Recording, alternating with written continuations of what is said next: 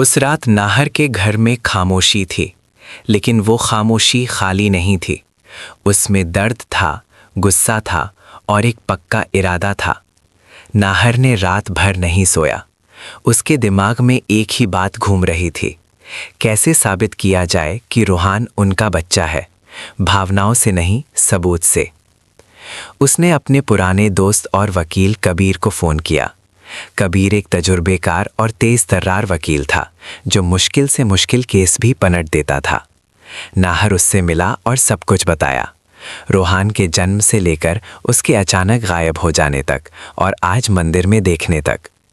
कबीर ने पूरी बात ध्यान से सुनी, फिर गंभीरता से बोला, नाहर, अगर ये सच है तो हमें मजबूत सबूत चाहिए। सिर्फ भावनाओं से कोर्ट नहीं जीता जाता, सच को साबित करना पड़ता है। नाहर ने पूछा, तो क्या करना होगा? कबीर ने एक पल रुककर कहा, सबसे पहले डीएनए टेस्ट। यही एकमात्र रास्ता है जो सारे सवालों का जवाब देगा। उसी रात दोनों ने मिलकर अग्नि के बारे में जानकारी जुटानी शुरू की। जो बातें सामने आईं वो चौंकाने वाली थीं। अग्नि पिछले कुछ सालों से अकेले रह रही थी और अचानक ही उसके पास ये बच्चा आया था।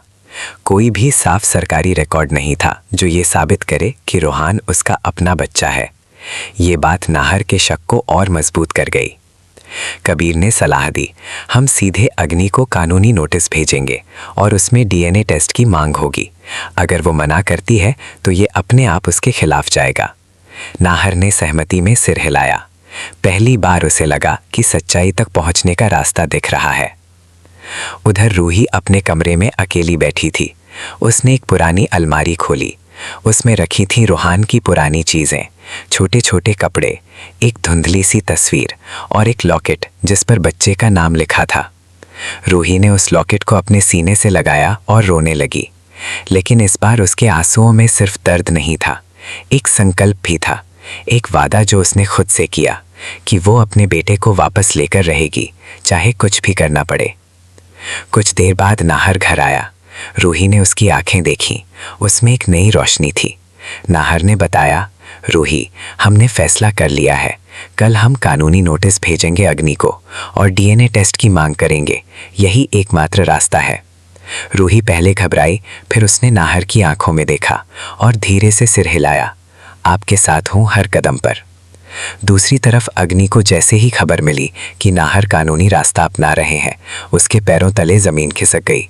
उसके हाथ कांपने लगे। उसने तुरंत किसी को फ़ोन किया। आवाज़ में घबराहट थी। उसने कहा, मुझे ये केस हर हाल में जीतना है।